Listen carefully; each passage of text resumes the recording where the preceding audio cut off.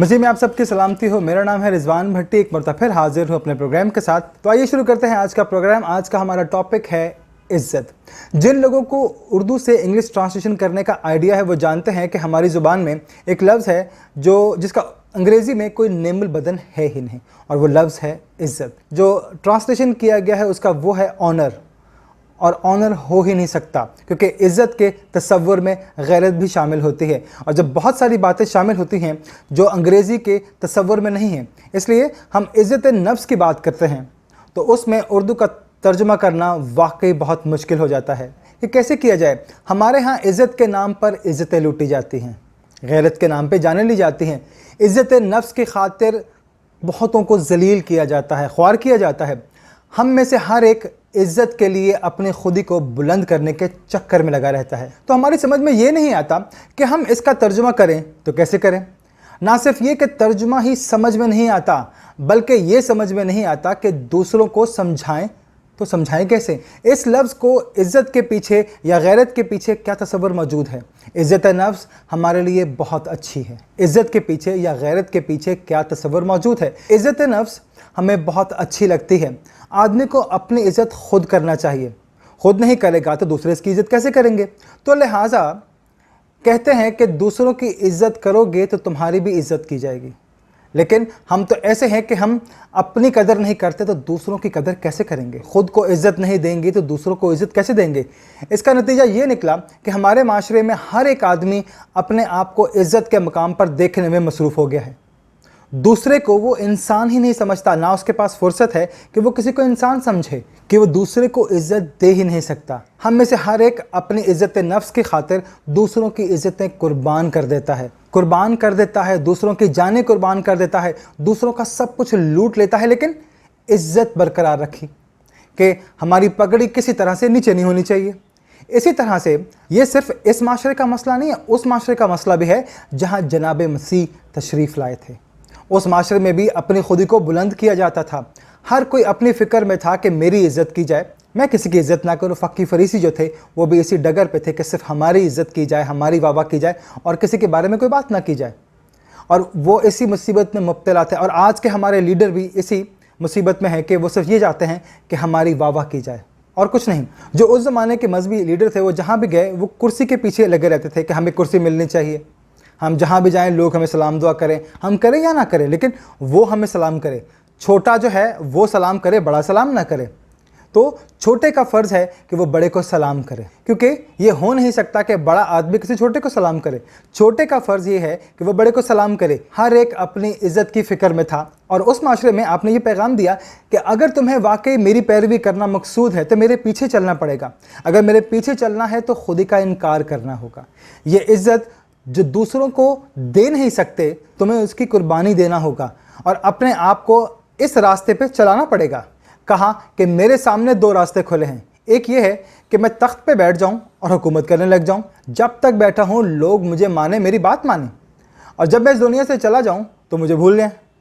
और दूसरा तरीका ये है कि मैं सलीब पर चढ़ के हुकूमत करूं ताकि लोगों के दिलों में ज़िंदा रहूं, और जब मैं चला भी जाऊं तो लोग मेरी वैसे ही तकरीम करें। मसीह ने कहा कि मैं तुम्हें रास्ता बता रहा हूं कि अपनी खुदी का इनकार करो, सलीब उठाओ और मेरे पीछे चलो।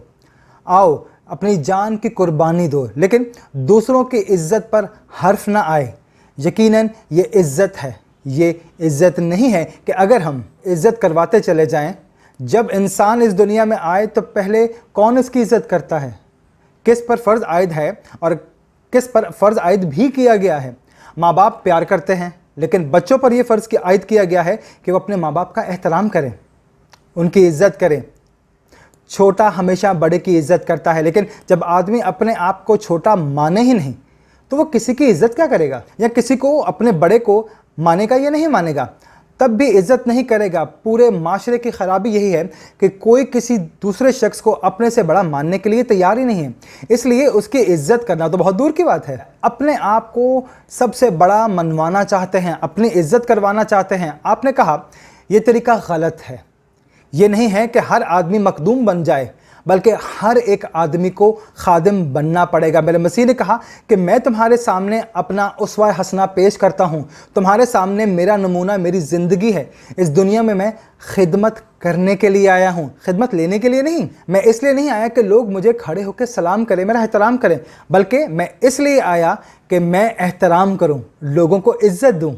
और इसी के तहत जब आपने दूसरों की इज़्ज़त की तो दुनिया से आप जाने के बावजूद भी लोग आपकी इज़्ज़त करना नहीं भूलें। वो आपकी अब भी इज़्ज़त करते हैं, क्योंकि अगर हम किसी की इज़्ज़त करेंगे वो हमें याद रखेगा, हमारी इज़्ज़त करेगा।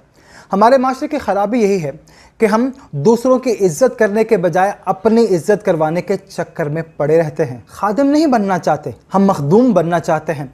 सब हमारी इज़्ज़त करें, एहतराम करें, हम किसी का एहतराम ना करें।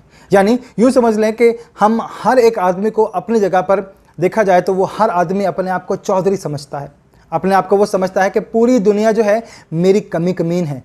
तमाम ये चाहते हैं कि वो सिर्फ मेरी इज़्ज़त करे, मैं किसी की इज़्ज़त ना करूं। उसके मुकाबले में कोई भी उसके सामने ना बैठे, उसके साथ भी ना बैठे, उसके सामने बैठने की बात ही फ़र्क है। अगर इस माशरे में लोगों का यही रवैया हो जाए तो ये नतीजा होगा कि कोई किसी की इज़्ज़त नहीं करेगा। ठीक है, मजबूरन तो कर ही लेंगे। जब तक किसी के हाथ में डंडा है वो उसकी इज़्ज़त करेगा, दिल से नहीं करेगा लेकिन इज़्ज़त करेगा, क्योंकि इज़्ज़त करवाने के लिए आजकल हमने अपने हाथ में डंडा पकड़ लिया है कि मेरी इज़्ज़त नहीं करोगे तो मैं तुम्हें मारूंगा, मैं तुम्हारे साथ बहुत बुरा करूंगा।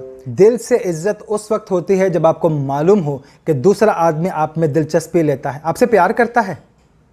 आदमी से प्यार आपकी फलाह व बहबूद की खातिर है, वो सब कुछ कर रहा है, आपका भला भी चाहता है। इज़्ज़त नफ्स का मसला ये है कि आप जब किसी को इज़्ज़त देंगे तो वो आपको इज़्ज़त देगा।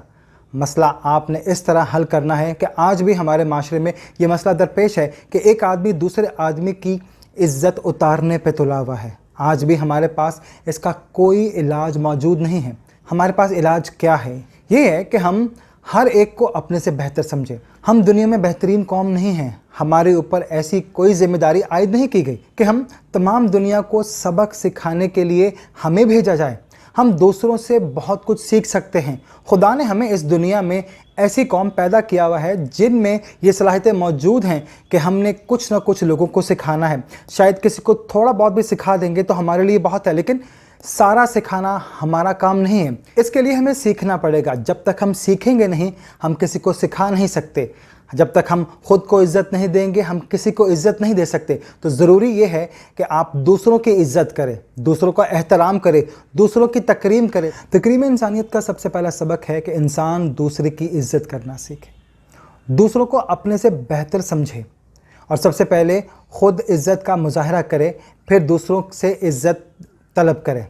फिर कहीं जाकर आप उस मुकाम पर आएंगे, आपको वो मुकाम हासिल होगा जहाँ पे हम ये कह सकेंगे कि वाकई आदमी के लिए यह मकाम बनाया गया था। कि पहले इंसान ने भी अपनी इज़्ज़त खो दी, आज तमाम इंसान भी अपनी इज़्ज़त खो रहे हैं। हम अपने आप को बुलंद करने के चक्कर में हैं, इसलिए हम पस्त किए जाएंगे। हम में से हर एक ऊंचे मकाम पर बैठने की फ़िक्र में है। हमें ज़मीन पर उतरना होगा, इस दुनिया में रहना होगा, खाकसार बनना होगा। जब हम खाकसार बनेंगे तब कहीं जाकर आसमान के चांद तारे बन सकते हैं, वरना हम इसी मिट्टी में मिल जाएंगे और कोई भी हमारा नाम पूछने वाला नहीं होगा। आमीन।